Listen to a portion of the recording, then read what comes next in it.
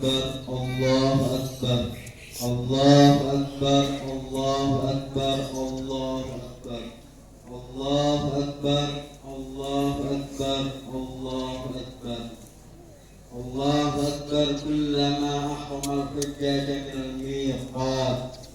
Allahu Akbar, kullama dafal hujjata Makkahal Mukarramah. Allahu Akbar, kullama tafu bil baitil atiq wa hajjatul aswad bid da'awat.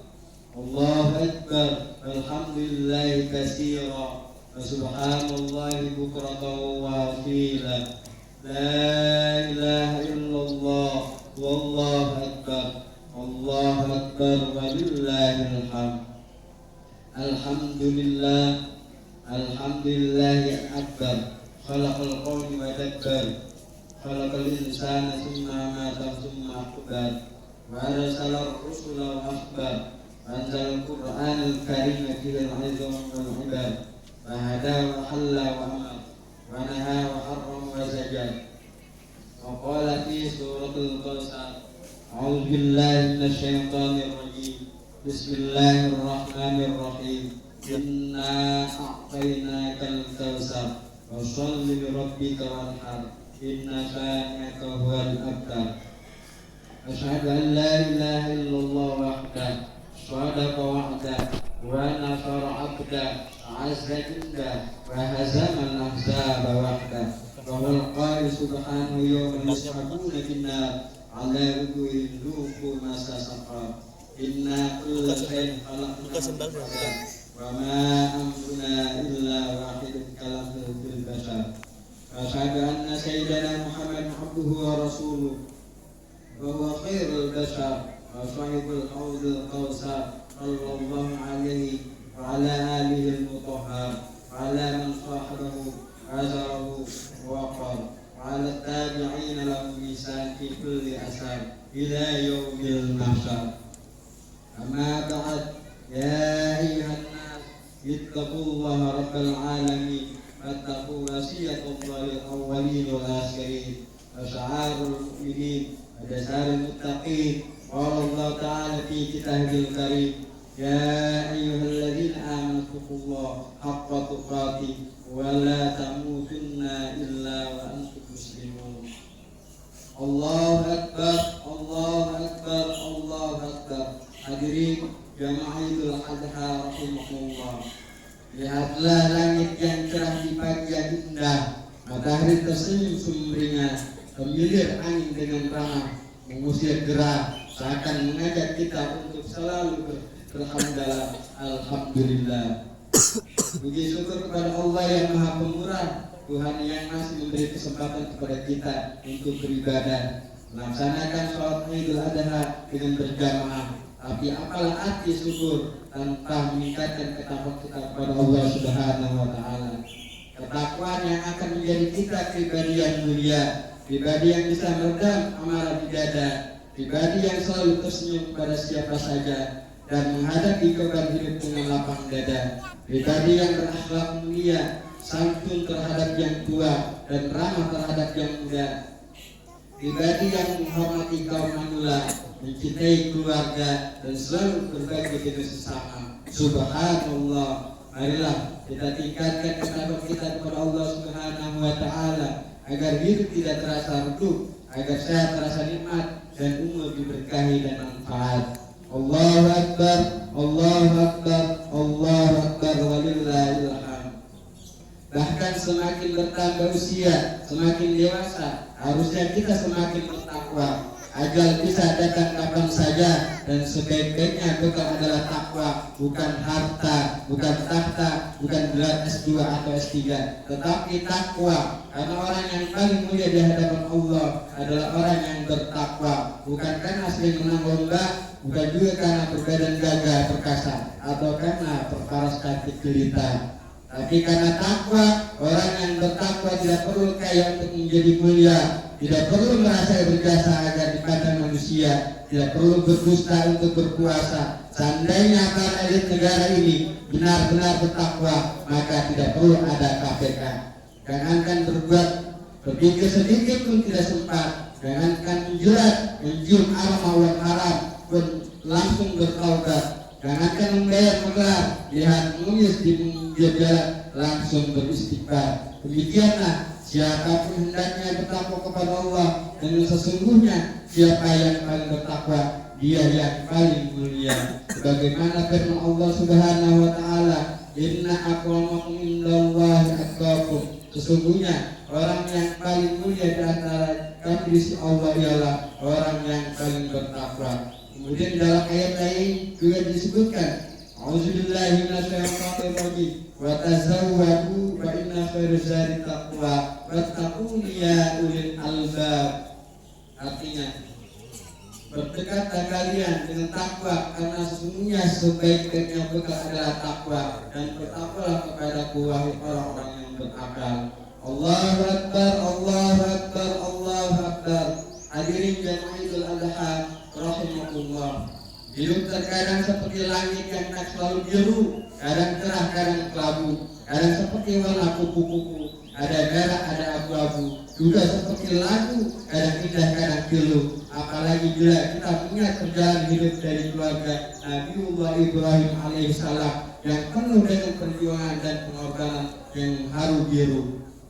Tentu kita masih ingat ketika seorang manusia agung, seorang Khalilullah Nabiullah Ibrahim alaihissalam sedang menapaki jalan terjal menuju ketinggian, menjalani detik-detik paling menggetarkan dalam kehidupan jiwanya dan dalam segenap gelombang sejarah kemanusiaan. Saat-saat ketika ia melampaui batas keraguannya dan masuk ke wilayah keyakinan baru di mana ia benar-benar membutuhkan untuk menyembelih putranya tercinta, yaitu Nabiullah Ismail alaihissalam. Dengarkanlah dialog antara ayah dan anak itu hingga mereka tiba pada kesepakatan besar. Bagaimana firman Allah Subhanahu wa taala dalam surah Al-Asr ayat 102, "A'udzubillahi minasyaitonir rajim. Falamma balagha ma'ahu as-sa'ya qala ya bunayya inni ara fil manam anni azbahuka fanzur madza tara. Qala ya abati if'al ma tu'mar satajiduni insyaallah minas sabirin." Artinya, maka tatkala anak itu sampai pada masa berusaha bersama sang Ibrahim, Ibrahim berkata, "Hai anakku, sungguh aku melihat dalam mimpi bahwa aku menyembelihmu, maka pikirkanlah apa pendapatmu." Kemudian Nabiullah Ismail alaihissalam menjawab, "Hai ayahku, kerjakanlah apa yang diperintahkan Allah kepadamu. Insyaallah kau akan mendapatku termasuk orang-orang yang sabar." Allahu Akbar, Allahu Akbar, Allahu Akbar, walillahil hamd. Tidakkah kita melihat betapa Ibrahim memanggil anaknya dengan sebutan ya bunayya, wahai anakku tersayang. Tidakkah kita melihat betapa Ibrahim bertanya kepada anaknya dengan hati-hati, "Cobalah pertimbangkan bagaimana pendapatmu tentang ini." Nah, tidakkah kita merasakan betapa Ibrahim menyembunyikan pergolakan besar yang berkecamuk di relung hatinya. Lalu lihatlah betapa agungnya sang anak masih sanggup memanggil ayahnya dan menjawab dengan tenang, "Wahai ayahanda, lakukanlah apa yang diperintahkan Allah." Dan betapa tegarnya sang anak ketika ia mengatakan, "Niscaya ayahanda akan mendapatiku insyaallah sebagai orang-orang yang sabar." Itulah untuk pengorbanan paling akbar, paling besar dalam sejarah manusia. Itulah momentum kebesaran paling agung dalam sejarah kehidupan.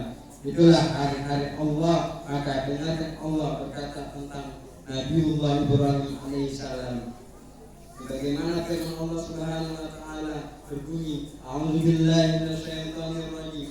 Wa idhtala Ibrahim rabbuhu bi kalimatin fa'atammahun. Qala inni ja'iluka lin-nasi imama. Qala min dzurriyyati qala yanalu ahdi dzalimin." Artinya, dan ingatlah ketika Ibrahim diuji Tuhannya dengan beberapa kalimat perintah dan larangan, lalu Ibrahim menunaikan Allah berfirman, "Sesungguhnya aku dan menjadikan imam bagi seluruh manusia." Ibrahim berkata, "Dan saya mau juga dari keturunanku."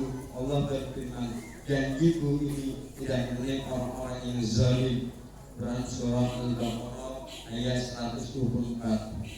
Kemudian kita dengarkan juga firman Allah Subhanahu wa taala tentang Nabiullah Ismail alaihissalam. sebagaimana berbunyi a'udzubillahi minasyaitonirrajim wadhkur fil kitab Ismail innahu kana shadiqal wa'di wa kana rasulan nabiyya. Dan ceritakanlah hai Muhammad kepada mereka kisah Nabi Ismail yang tersebut di dalam Al-Quran. Sesungguhnya dia adalah seorang yang benar janjinya dan dia adalah seorang rasul dan nabi. Allahu Akbar, Allahu Akbar, Allahu Akbar, walillahil hamd. Hadirin jamaah salat Idul Adha rahimakumullah. Pada bulan Zulhijjah ini selain haji kita juga disyariatkan untuk berkurban. Kurban berasal dari kata qoruba yang artinya dekat. Jadi orang yang melakukan kurban adalah orang yang ingin mendekatkan diri kepada Allah Subhanahu wa Ta'ala. Sebagaimana yang kita ketahui, ibadah kurban dalam praktiknya adalah menyembelih hewan ternak seperti unta, sapi, kerbau atau kambing untuk dibagi-bagikan dagingnya kepada masyarakat sekitar yang berhak menerimanya. Namun mari kita tangkap makna filosofis dari syariatkannya berkurban ini. Berkurban tidak hanya menyembelih binatang, tapi lebih dari itu, berkurban adalah membunuh sifat kebinatangan dalam diri kita. Berkurban adalah bagaimana kita menjadi manusia yang bermanfaat untuk orang lain. Berkurban adalah bagaimana kita memberi kontribusi terhadap keberlangsungan hidup suatu umat. Berkurban adalah bagaimana kita bersungguh-sungguh untuk berbagi terhadap sesama. Berkurban tidak hanya sekedar berkurban, apapun bentuk pengorbanan itu harus didasari oleh nilai takwa yang tinggi terhadap Allah Subhanahu wa Ta'ala.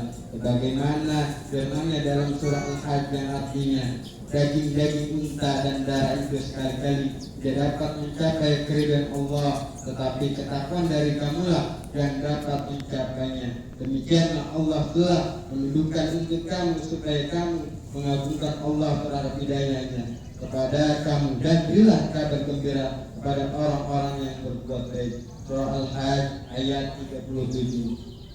Allahu Akbar, Allahu Akbar, Allahu Akbar, walillahil hamd. Hadirin jemaah salat Idul Adha rahimakumullah. Mari kita belajar memahami dan menangkap makna dari pengorbanan yang sesungguhnya. Karena di balik pengorbanan ada sebuah cinta. Cinta itulah yang melahirkan suatu energi positif dan kekuatan yang luar biasa dalam jiwa. Dari Siti Hajar kita bisa belajar kecintaan seorang ibu kepada anaknya dan ketaatan seorang istri kepada suaminya. Tidakkah kita saksikan bagaimana Siti Hajar dan bayinya harus menerima keputusan untuk ditinggal suatu lembah yang gersang dengan ikhlas tanpa mengeluh? Tidakkah kita bagaimana pengorbanan Siti Hajar demi mempertahankan hidup bayi mungilnya yang kehausan? Dengan giginya Siti Hajar bolak-balik dari Safa dan Marwah sampai 7 kali demi menemukan sumber air untuk Ismail kecil yang terus menangis. Lantas apa yang menggerakkan hatinya untuk melakukan itu dengan tiada lelah dan putus asa? Tiada lain kata mengenai cinta, dia cukup sampai di situ ujian Siti Hajar. Setelah Ismail cukup besar, tiba-tiba datangnya Nabi Ismail, Nabi Ibrahim dengan membawa kabar perintah dari Allah Subhanahu wa Ta'ala untuk menyembelih putranya. Lagi-lagi Siti Hajar memberi pelajaran penting bagi kita. Siti Hajar tidak menghalang-halangi kehendak Nabi Ibrahim untuk melaksanakan perintah Allah Subhanahu wa Ta'ala dalam mimpinya. Siti Hajar menerima keputusan itu dengan lapang hati dan kebesaran jiwa. Siti Hajar dan Ibrahim sangat mencintai putranya, tapi mereka lebih mencintai Tuhannya karena mereka tahu bahwa Allah yang Maha Adil dan Maha mencintai tidak mungkin menzolimi hamba yang dicintai dan mencintainya. Dari kecintaannya kepada Allah lahirlah ketaatan. Ketaatan itu adalah wujud dari rasa cinta. Cinta harus selalu diperjuangkan oleh karenanya. Cinta selalu membutuhkan pengorbanan. Sebesar apa pengorbanan yang kita berikan, sebesar itulah cinta yang kita miliki. Allahu Akbar, Allahu Akbar, Allahu Akbar, walillahil hamd. Hadirin salat Idul Adha rahimakumullah. Sebagai pendidik orang tua yang kita cinta kepada anak-anak kita, maka sudah seharusnya kita memberikan pengorbanan yang terbaik kita korbankan waktu dan tenaga kita untuk memberikan ikhlas penuh dedikasi dan tanggung jawab, bukan karena gaji, bukan karena sertifikasi, bukan karena gengsi, tapi sungguh karena itu amanah dan ladang amal ibadah kita kepada Allah Subhanahu wa Ta'ala. Sebagaimana almarhum Kiai Haji Indarkasi pendiri Pondok Murid Gontor pernah berkata, andaikan muridku tinggal satu akan kasih ajar, karena yang satu ini sama dengan 1000 kepada para pendidik. Jika Anda digaji 1 juta tapi Anda bekerja seperti digaji 10 juta, maka Allah yang akan membayar kekurangannya dari kesehatan, ketenangan, kehormatan, kesejahteraan dan sebagainya.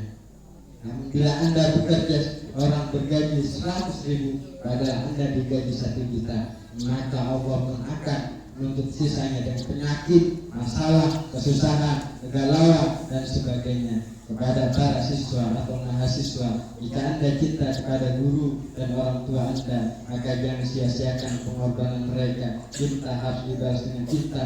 Pengorbanan hanya pantas dibayar dengan pengorbanan pula.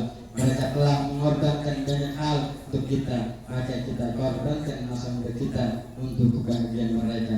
Kita korbankan sikap kekanak-kanakan kita untuk bisa bersikap dewasa. Kita korbankan waktu hura-hura kita untuk bisa belajar serius meraih kesuksesan. Tidak peduli berapa jauh jalan salah yang Anda jalani, putar arah sekarang juga, bangkit dan lakukan perubahan. Hidup ini terlalu berharga jika hanya dihabiskan untuk bersantai-santai. Jangan pernah putus asa, karena setiap dari saya juga yang diri berasal dari awan yang gelap. Ketahuilah, setiap orang pasti punya jatah gagal, maka habiskanlah jatah gagal itu. Di saat kita masih muda, lihatlah bagaimana Muhammad Al-Fatih menaklukkan satu hotel yang kini menjadi Istanbul Turki. Allahu Akbar, Allahu Akbar, Allahu Akbar, walillahil hamd. Hadirin jamaah salat Idul Adha rahimakumullah. Dalam sejarah diceritakan bahwa dia dan pasukannya memang hampir putus asa setelah sebulan lebih melakukan penyerangan tanpa hasil yang berarti. Serang, gagal, serang lagi, gagal lagi, tapi ia pantang menyerah. Semangat mudanya menyala-nyala dan segera bangkit dan memberikan semangat prajuritnya hingga akhirnya dia mendapatkan kemenangan yang gemilang. Sebagaimana pernah diramalkan oleh Rasulullah SAW yang akhirnya berhasil ditaklukkan oleh umat Islam sebelum mulai peperangan terakhir. Muhammad Al-Fatih berkata kepada seluruh prajuritnya, ingatlah, kemenangan besar hanya bisa dicapai dengan iman dan pengorbanan.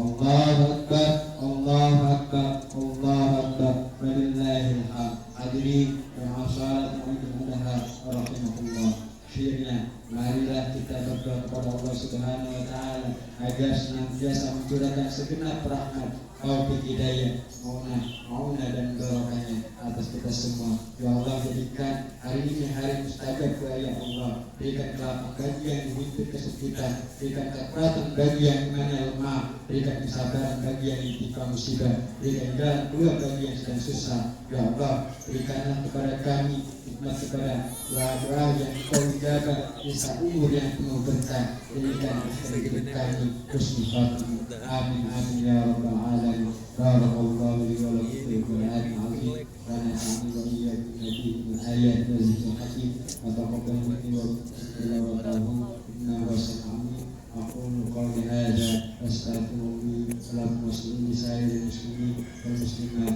wal mu'minin wal mu'minat kulli dhanbin astaghfiruhu innahu huwal ghafurur rahim.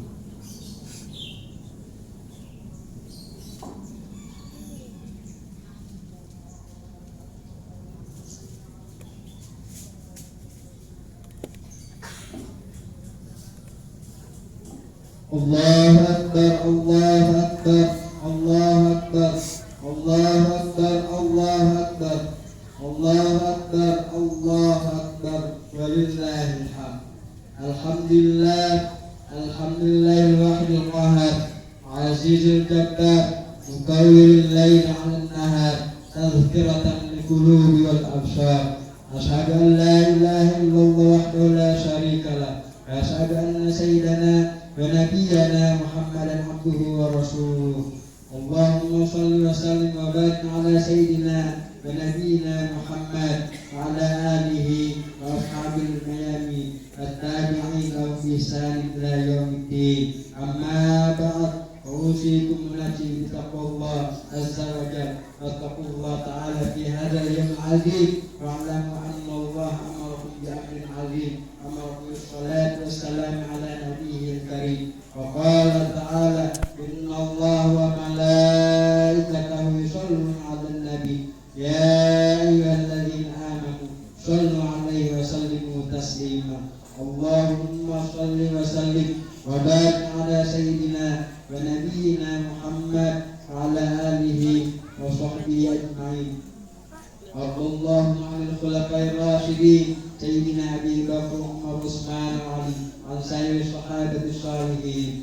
اللهم اغفر للمؤمنين والمؤمنات والمسلمين والمسلمات الأحياء منهم والأموات، إنك سميع قريب مجيب الدعوات. يا قاضي الحاجات، يا قاضي الحاجات، يا قاضي الحاجات، ويا كافي المحمد. اللهم اجعل أولادنا وأولادكم وتلامذنا وتلامذهم من أهل العلم ومن أهل الخير ومن أهل العبادة ومن أهل الذكر، ولا تجعل أولادنا أولادهم من أهل الشر والضير، إنك على كل شيء قدير. اللهم بلغنا زيارة مكة والمدينة وزيارة قبر رسول الله صلى الله عليه وسلم. ربنا آتنا في الدنيا حسنة وفي الآخرة حسنة وقنا عذاب النار.